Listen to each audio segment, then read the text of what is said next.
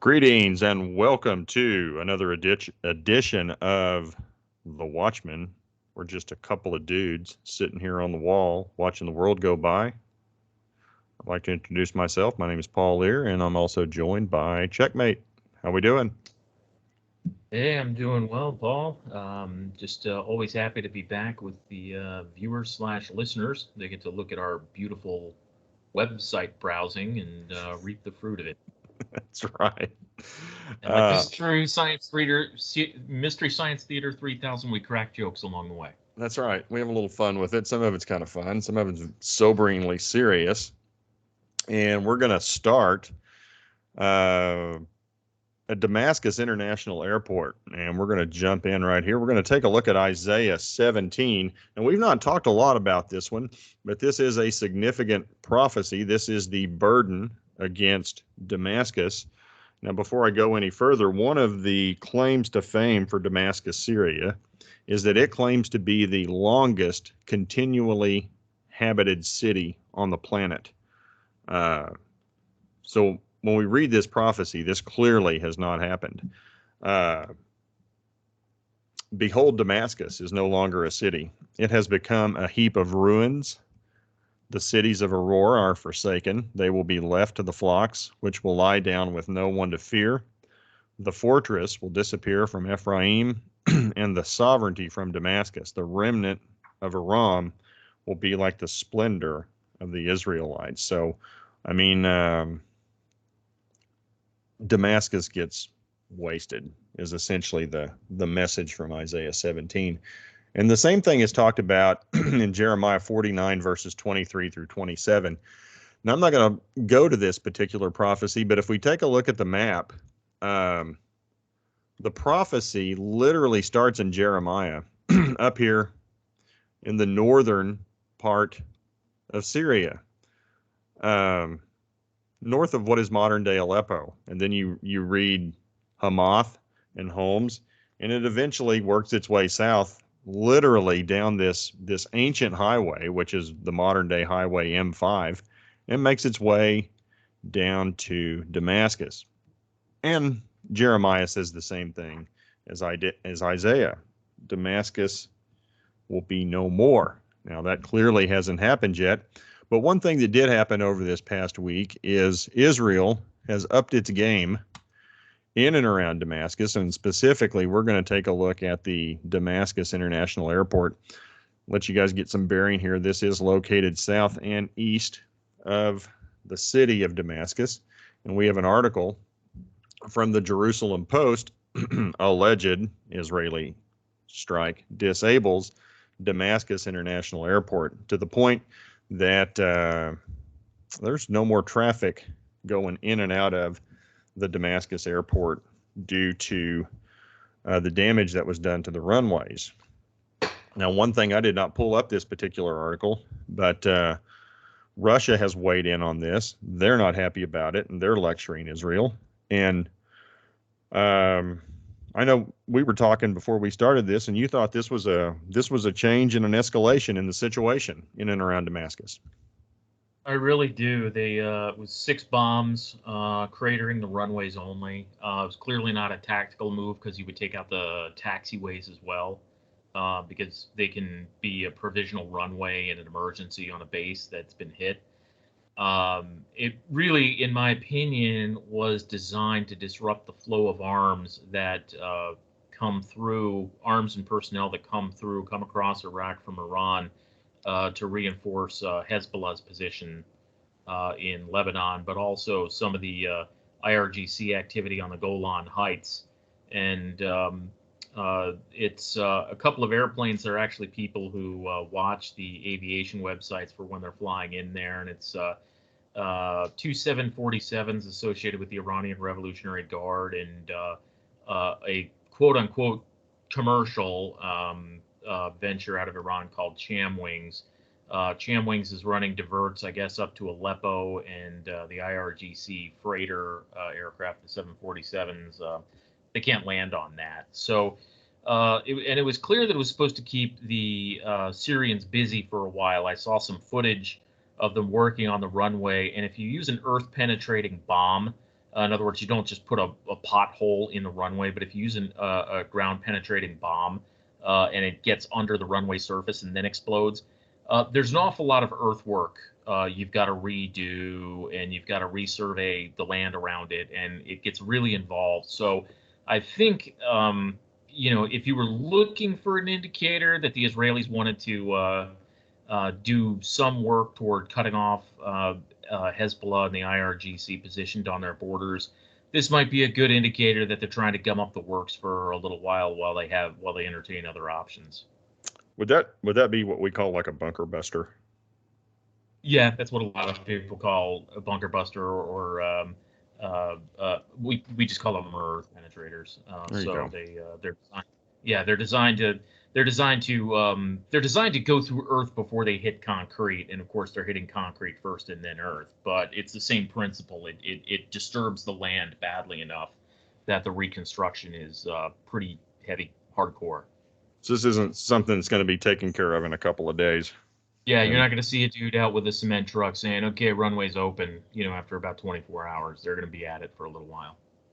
Well, I do find it interesting. I've always kind of, and especially as things have moved forward, you can really see how Isaiah 17, the burden of Damascus, Jeremiah 49, and then we'll transition from here to Ezekiel 38. These all appear to be on a collision course with history. We're going to spend a lot of time on Ezekiel 38. And of course, this is Gog of Magog. This would be the leader of what is modern day Russia. We got Meshech, Tubal, modern day Turkey. Initially here, we're going to focus. I will turn you around. He's speaking to Gog. Ezekiel is speaking to Gog, the leader. Put hooks in your jaws and bring you out with all your army, your horses, your horsemen in full armor, and a great company, armed with shields and bucklers, all brandishing their swords. God is going to intervene and pull this leader of modern day Russia, lead a coalition of Russia, Turkey, and Iran into Israel. And we have spent a lot of time over the last year, 2 years, frankly longer than that, saying that the ultimate bait with this is going to be natural gas and resources to Western Europe, because Putin wants the monopoly. And you found this, what was it, today this came out? Yeah, I sent it along to you today when I found it, yeah. And European Commission President heads to Israel with gas deal in the works. How about that? Yeah, I had some heads up that they were working on this. I think that the Europeans, when it comes down to what a poor, feckless showing they made diplomatically with respect to Russia, because Putin's energy blackmail tool worked like a champ. It did exactly what it was designed to do. Well, not quite. It was designed to be a tool of coercion, but he was able to use it defensively enough that he was able to keep the Europeans, for all intents and purposes, out of his business in prosecuting the war with Ukraine. And so the Europeans now, it's been showing to them what a horrible deal it is to be dependent upon Russia and Ukraine, for that matter, because Ukraine's a transit party on natural gas. That these two countries, it's a really bad idea. And so the dream is over for the Europeans, and they recognize that. Well, the thing of it is, too, I'll zoom out here from the map. Give everybody a little bit of the flavor of the area we're talking about. The EU, well, Israel sells its gas cheaply to Egypt. And so Israel moves the gas down here to Egypt. Egypt transports the gas to Greece, ultimately to Italy, and dispersed on into Western Europe. And you can see where this is going to cut into Putin's bottom line. He's not going to like it. And that's what Israel does. They offer cheap gas to Egypt, and they will offer cheap gas to Europe. This meeting starts tomorrow. And you had said that this was the preliminary indication was this would be a quote 9-year deal. Is that fair? Yeah, that they would be looking to do this for 9 years, and naturally when these deals go into effect, they can be amended, changed, you name it. So this will be big news if they reach a deal sometime this week. We'll be hearing about this. And then while you got that going on, this is from oilprice.com. We've used this resource some in the past too. Israel sends Navy to escort drilling rig in disputed gas field. And the focus here is going to be on the Karish offshore gas field. Now, Lebanon's upset, and they think that Israel is cutting in on their turf out there in the Mediterranean. I couldn't be further from the truth. And again, we're familiar with the Leviathan gas field, the Tamar gas field. Well, the Karish is right up here just a little bit north and to the east of these two major gas fields. And you can see this is clearly within Israel's international waters. I know you said you were familiar with this particular issue, and you were discussing essentially this line of demarcation, allegedly, between Israel and Lebanon. I thought some of those comments were very interesting we were having before we started this. It's turned into a big negotiation. I would argue that the Lebanese are attempting an excessive maritime claim. But when you look at the hidden hand behind the Syrian and Lebanese natural gas position, you arrive back at the Russians. A friend of mine in Beirut said that around the time that I was just getting familiar with this, I was one of the early beneficiaries of the information about what the engineers were discovering in the Eastern Mediterranean basin and in the Israeli territorial waters. This is years ago. And how big the find was. And as it leaked out, just how big it was, and as the numbers got revised, this guy said overnight a Gazprom building just showed up in downtown Beirut, completely monitored, bristling with cameras and security guys. So you have to remember that when you're talking about the Lebanese, you're really talking about three issues here. You're talking about Qatar's natural gas position in the Middle East. They are the biggest producers of natural gas currently. You're talking about the Russian desire to maintain an active influence in every gas field they can find so as to maintain their own position, particularly vis-a-vis Europe. And you're also talking about a horrendously bad Lebanese economy. And then on top of that, we are talking South Lebanon, so Hezbollah's involved. And with enough money, they could do damage if they truly wanted to. So the Israeli Navy, apropos the previous story, the Israeli Navy is finding itself having to be, just a little bit more than make sure that nobody gets within shelling range of our coast. They're now having to go further out at sea and affect longer-term operations. And the Israelis still have yet to really recapitalize their Navy in a way to accomplish that. But what they have will do. The only real competitor in the Mediterranean to them who would be a belligerent would be the Turks. And as I mentioned to you, as we're just sort of going through these stories, Checkmate's two ships that he served on the Navy have both been sold to Turkey. So we could see one of my old ships take a torpedo in the side when this thing cooks off, which will be fine because I'd never have to chip paint on it again. So you mentioned, and here's the thing that's fascinating about this, because we know from reading Ezekiel, they go in this coalition of nations. They go in for economic reasons, to seize great spoil, to take cattle, to take silver, gold. The great spoil obviously is energy, as it would appear at this time.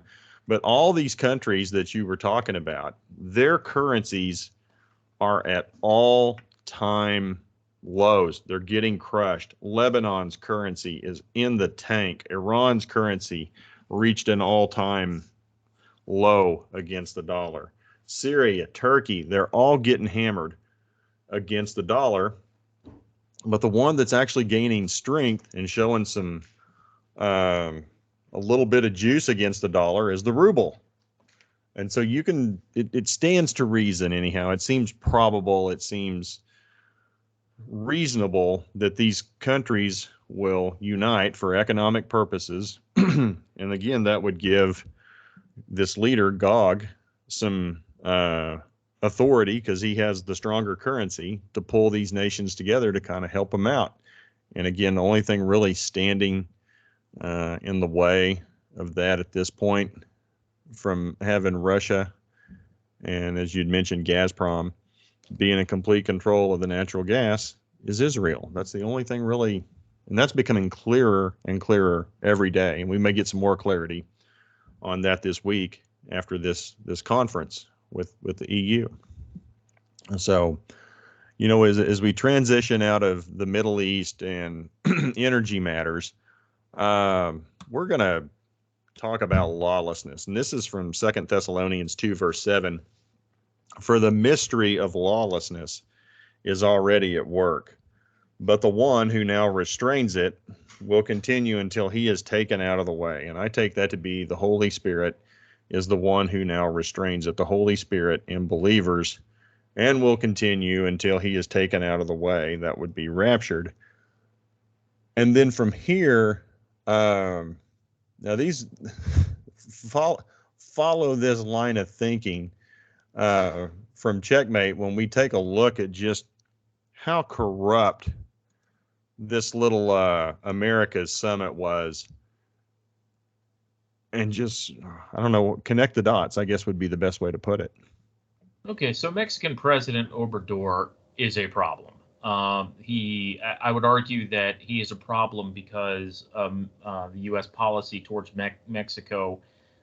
He's really just now at this point, he's a leaf on riding on the surface of the stream, and he just sort of bounces to wherever he has to stay in one piece.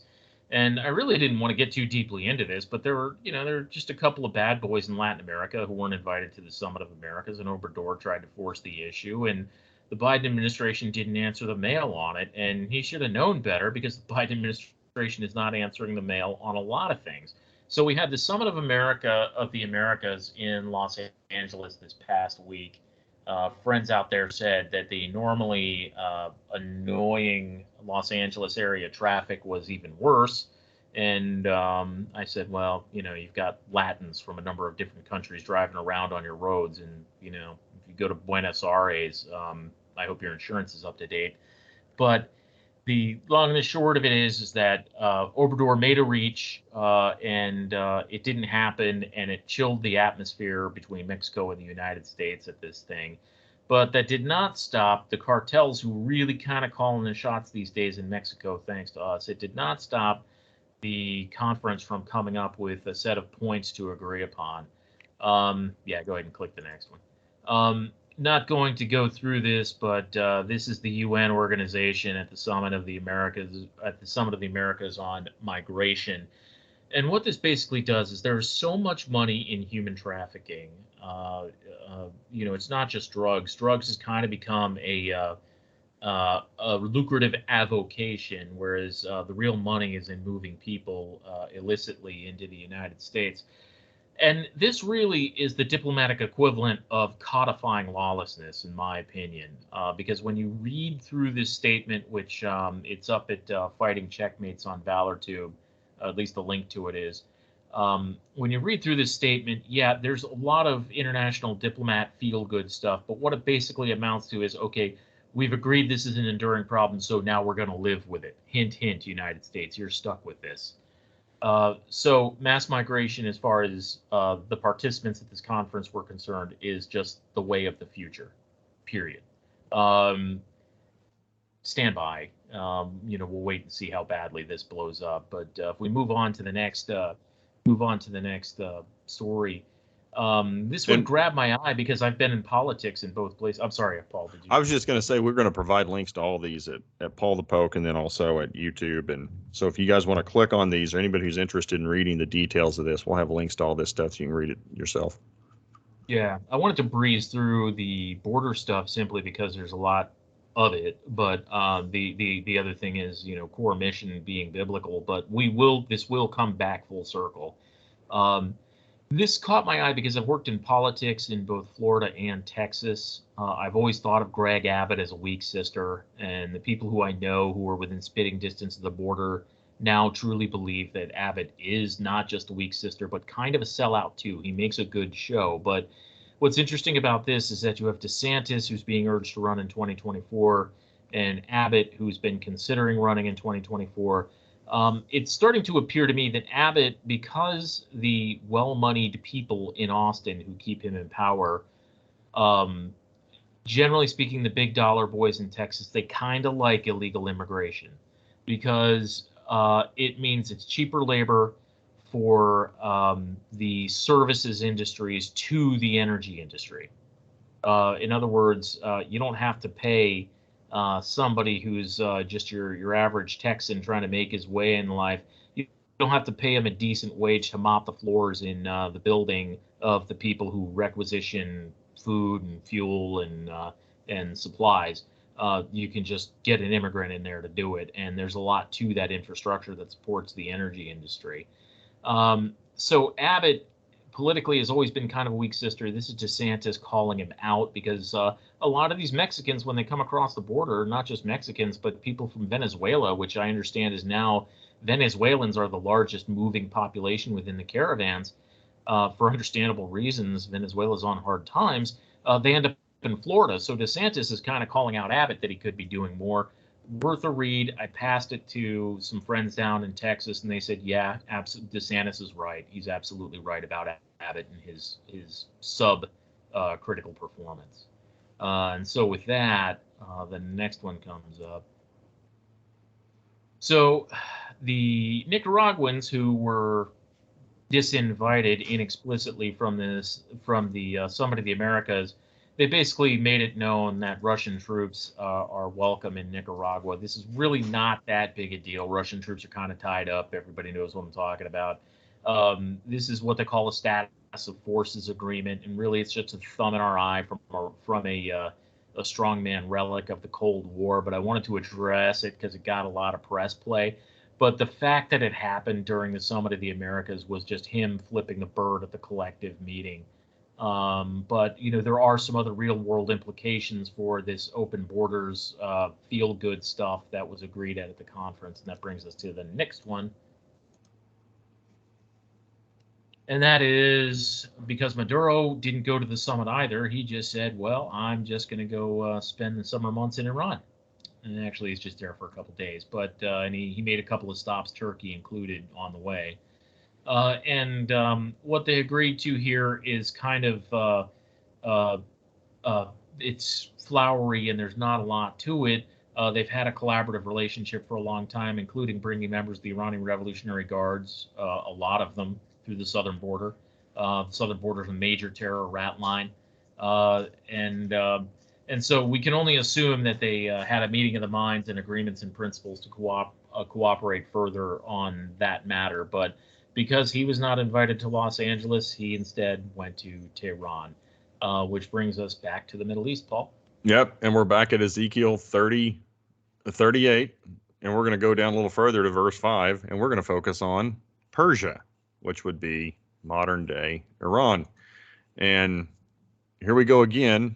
Everybody's talking about this. This is from the telegraph.co.uk.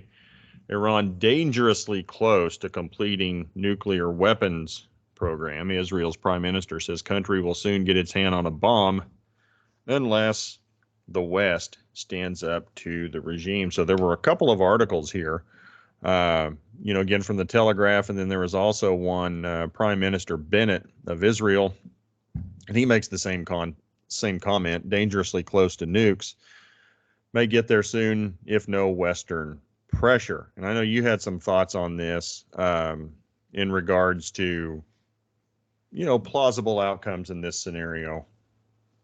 Yeah, in the short term. This is the Telegraph. Yeah, this is the Telegraph, of course, and the Telegraph internationally is that when the international right, what exists of it, has something to say about the international order, the Telegraph is kind of a leading favorite for where it'll get posited first. So this is kind of in line with the editorial direction of the Telegraph. Times of Israel also has the appearance, at least on security issues, they're right-leaning. Some would say hawkish. And the Times of Israel story, which came out, I believe, afterward, was a synthesis of the Telegraph article. But that's what Times of Israel does. They actually do that really well. When it comes to security issues, one of the things they do really well is they synthesize articles and they make them short and punchy. And if you're fascinated by security issues as they affect the Middle East, Times of Israel actually is a pretty good rag to take in. Just, short, sweet, to the point, and you can keep current on it. And then from the issues in regards to Iranian nukes or potential Iranian nukes, we're going to stay within Ezekiel 38. We're going to focus back on Gog of Magog. And again, I'm not saying Putin is Gog. That's not the point. We're both of the opinion that Gog is a leader of what is ancient Magog or the Scythians or modern day Russia. But what's taken place, and then this ties into, this has been an ongoing theme and is going to continue to be an ongoing theme, especially when we take a look at Revelation 6, and it talks about the conditions at the onset of the 7-year tribulation. One of those is hyperinflation of food, specifically wheat and barley. The 4 things influenced: wheat, barley, oil, wine. Well, wheat, barley, and oil are definitely in our world discussion today. And what we got taking place is Putin's war of scorched earth in Ukraine. So the Russian army is deliberately targeting wheat fields with incendiary shells. So they're lighting fields on fire. Claims Kiev amid fears the war will cause global grain shortage and starvation. Well, I don't think there's any doubt about that, because you've got 3 of the top 10 wheat producers on the planet, and they're not exporting wheat and they're not exporting grains. So this is going to be an issue. And as you can tell, it's harvest time. We know that. The same things are happening in our wheat fields. We're on the verge of starting to cut and harvest wheat. And we got video coming out of the Ukraine wheat fields on fire. And I know we were talking about this off air as well. It's probably more than just the Russians. There are some other things that you thought were going on in and around this idea of setting wheat fields on fire. And then we also had this one, putting mines in fields, tractors running over things and exploding tractors. And go ahead and share your thoughts on that. Yeah,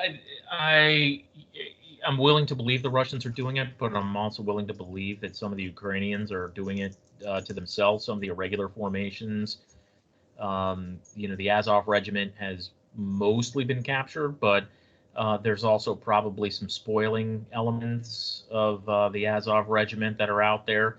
And those guys are just hired guns. They're neo-Nazis. In fact, a couple of them, I saw pictures just the other day that a couple of them were at the Capitol during Jan 6. But they're bad people, and to draw attention to an issue or to make the Russians look bad, it's not. I don't put it past the Ukrainians to blow something up and say the Russians did it. And so, I believe that destruction of farm fields is happening. I believe some of it is done for effect, but I also believe that there's a black market in effect. There's a website called Covert Shores that I occasionally post from, and they've spotted merchantmen being escorted by the Russians into port to pick up illicit loads of food. Where it's going, I don't know. I don't subscribe to maritime tracking websites because they're expensive for marginal return for my purposes, but it is happening. So we're now looking also with this, what naturally develops out of situations like this where something becomes scarce. We have black markets, and now we're potentially looking at a food black market also. And I think that press such as this becomes a handy adjunct for bumping the price, not just in the white market, but the black market also. Well, and that speaks to what you're talking about here. I mean, we got some satellite imagery of Russian flag carrier ships docking, loading next to big silos of grain. I've also seen pictures of, some ports are not affected like others, where there are all kinds of mines, sea mines set. So anybody runs into those, hits their ship, blows it up. Also, I've seen plenty of pictures, piles of burning grain elevators set on fire. Seems to be happening again in and around the southeastern area, the Azov. It's the Sea of Azov right here. But and don't forget also that Ukraine has a very well-developed underworld, and those guys actually largely call the shots in that country. And that territory that you were just highlighting with the mouse along that southern coast largely belongs to a fellow named Ihor Holomoisky. And so when you look at the siege of Mariupol and you look at what the Russians were doing at it, there's a little bit of a gangland component creeping into official actions there also. And it could very well be that also that some of this has mafia implications attached to it too. But nonetheless, we're going to have some food shortages as a result of this, and we've got harvest starting to take place there now. You're going to have mines in those fields, and some of them, and then if they can get through that, then they're going to have to try to sow and replant things later in the fall. And as long as the fighting is continued, I mean, we are literally on the verge of seeing 2 growing seasons being affected, essentially I'd say from June till the end of October, if not sooner. Well, probably sooner, because weather will start changing. It's probably looking, June, July, August, September, the next 4 months. Pretty critical. We could lose two crop seasons real fast. So, and as we transition from grains, and again, talking about food being affected, this is a great article. Checkmate sent me this one. And this has to do with America's 95 plants, food processing plants that have been destroyed, damaged, or impacted by, quote, accidental fires. Now, if you don't think this is coordinated or orchestrated, take a look at this. And the main culprit, or the main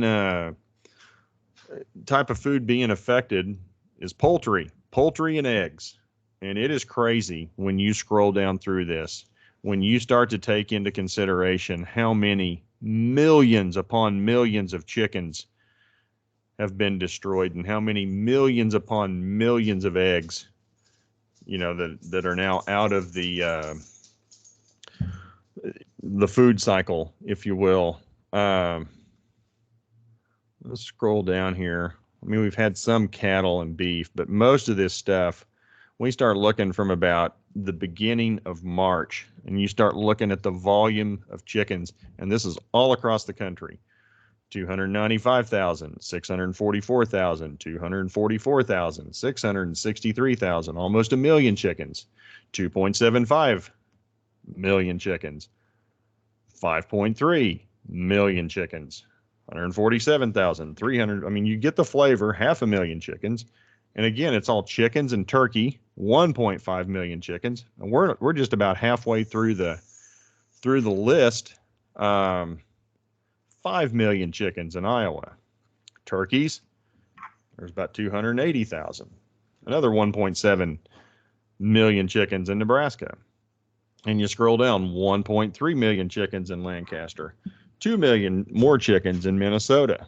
1.5 million chickens in Utah. 2.1 million chickens in Nebraska. I mean, and it just keeps going. 1.3 million in Colorado. There's another big one or so down here. 3 million chickens in Minnesota. Also, some ducks have been destroyed.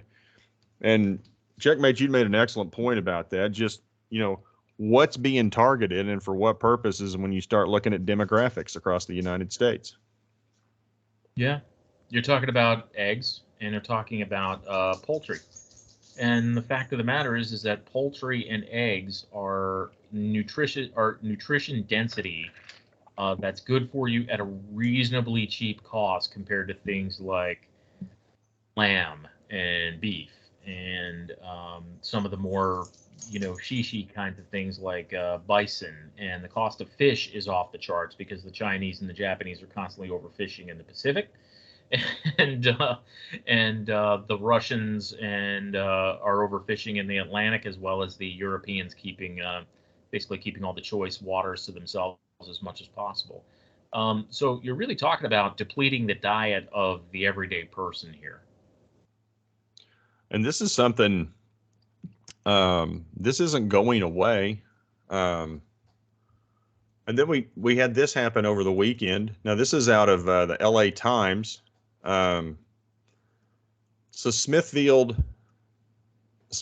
Foods, which is a company that's owned by the Chinese, and they have pulled all business out of California due to red tape, taxes, and just government bureaucracy. They just find it no longer to be a viable place to conduct business. Well, and this is the #1 pork producer in the United States. Now, they have multiple plants across the country, but they're no longer conducting business in California. So, there's thousands upon thousands of jobs that are going to take a hit. And again, to read this article and read some other things out of the LA area, they are kind of pleased in the sense that they won't have to smell these pigs anymore. But I guess this particular article was talking about this is where Dodger dogs come from. So this is going to affect hot dog sales at Dodger Stadium this summer, or next year, I guess it would be. And, again, just another example of how our food supply and resources and supply chains continue to be cut into. And it's going to continue to be a problem. So we will definitely, it's one of the hallmarks leading into Revelation 6. As we get closer to the tribulation, one of the signs will be hyperinflation of food. And we're seeing the seeds for that being sown now. And obviously, anybody who's been to the grocery store recently knows that food's going up. And I've seen some things that are estimating food prices may double by the end of the year, which is, in between that and oil and gas, things are getting more and more expensive. And from here, we're going to translation to Revelation 9, 200 million man army. Our friends, the Chinese, they continue to saber rattle and talk tough about Taiwan. And Checkmate, you'd found this article. Yeah, this Wyong site out of India, they actually do a decent job with hard news. And I was just looking, in disparate places, who would have a different take on this? Who would give this a different slant than the Western media? And I decided to go with this when I passed it along. And the headliner is Secretary of Defense Lloyd Austin slams China's destabilizing military activity near Taiwan. Now, in a lot of the Western media, the Western corporate-owned media, it really sort of went after the bellicosity of the Chinese defense minister across the table from Austin, and how they will not tolerate this renegade province, fill in the blank, typical Chinese bluster. And Austin, stood his ground better than the State Department did last year up in Anchorage. And I will keep an eye on Taiwan. The fleets are maneuvering in that part of the world. The Taiwanese, they have a really bad internal problem, and that is if Taiwan actually starts feeling pain, I would argue that probably a quarter to a third of the population is going to go weak in the knees over, why don't we just negotiate? We are Chinese, that kind of thing. And the U.S. Navy is in bad shape these days, and the U.S. Navy has been heading towards bad shape since 1989. When the Cold War came to an end, the U.S. Navy kind of stopped being the premier fighting force on the sea that it once was. So questions remain, could we get there? What could we affect? And we are obligated under law, the Taiwan Relations Act, to defend Taiwan. And they really do sit on top of a lot of chip manufacturing that comes to the United States. That's going to be interesting, too, because I think we've got, 4 or 5 different chip manufacturing plants being built in the United States, some in Texas and some in Arizona.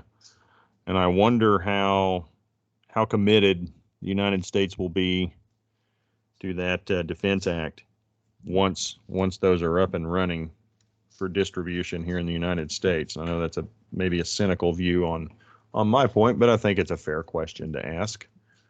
Yeah, I mean, strictly as a mercantilist, I would like to see them maintain that, just because the majority of the people in Taiwan do not want to be a part of China, because they looked at what happened to Hong Kong, and they want no part of it. Well, I remember, gosh, this was going back in the early 90s. I was in Hong Kong, I think a year or two before the Chinese were coming. And I remember the attitude of those folks at the time. They wanted no part of China moving in. They were very comfortable with their Western style lifestyle and economic situation at the time. So I totally get where these folks are probably coming from. Yeah. And then the last thing, and we talked about this before we got started, this is just kind of hey, this is out there, just pointing this out. By no means am I saying, hey, this is it. And we're going to take a look at Daniel 2 and Nebuchadnezzar's dream. And the head of the statue was pure gold. Its chest and arms were silver. Its belly and thighs were bronze. And we're going to focus on 33. Its legs were iron, and its feet were part iron and part clay. So this would be the 10-nation clay and iron, 10-nation federation that will be the ultimate hammer on the planet prior to the second coming of Christ. We have yet to see this develop. There has been no 10-nation group that has come about on the international scene who's looking to impart its will and way at this time. But there was this, and again, I'm not saying this, and a lot of people who are going to see this is like, oh, come on, dude, this is a reach, and I'll listen to that. But the only reason I pulled this up is because it's 10. And so Israel, this is from Israel365news.com, Israel may unite with 9 Arab countries to fight Iran. And again, we pull in Ezekiel 38 and Iran. And this is bipartisan support in both the U.S. House and the Senate introduced legislation on Thursday whose goal is to create an integrated air defense system to enhance military cooperation between Israel and neighboring Muslim countries for a potential war against Iran. So, I mean, if we're looking at the countries, it would be Israel, Egypt, Jordan, Iraq, United Arab Emirates, Saudi Arabia, Qatar, Bahrain, Kuwait, and Oman. I mean, that is 10. And again, I am not suggesting this is this is not the 10-nation federation of the end times, but it is 10.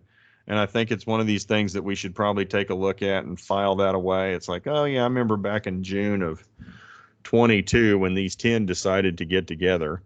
And I know you had mentioned as well that, there's always been the idea of how did you put it, like a Middle East NATO? Is that a fair statement?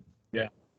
Yeah, that was one of the ideas that was kicked around at the State Department after the invasion of Iraq, the idea that maybe we could propel some sort of political union of free Western-oriented nations together in the Middle East and have a Middle East-like NATO.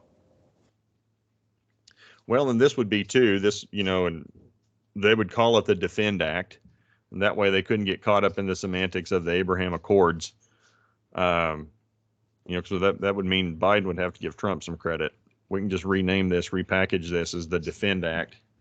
And essentially you'd have the West or the United States funding, supporting a group of nations working together against Iran. So it's interesting. It's curious.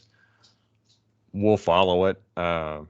Nothing may come of it, but it is 10. And up to this point, there's been nothing on the scene. There's been some discussion of a D10, the G7 plus South Korea, India, and Australia, but nothing's materialized with that.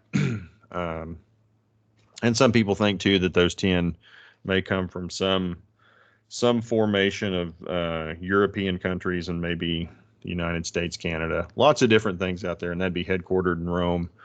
But to this point, nothing has come onto the international scene that's made a big splash. Do you have any other thoughts on this? Not really. I think I'm a little spoiled in my outlook just because I've been professionally involved with Arabs and Israelis separately in part of my career as a diplomat, and seeing agreement in the best of times is always really pretty hard. But you never know. These are strange times we live in. Most of the people who lead all of these countries are Western educated. They see more eye to eye with each other than they do their own populations.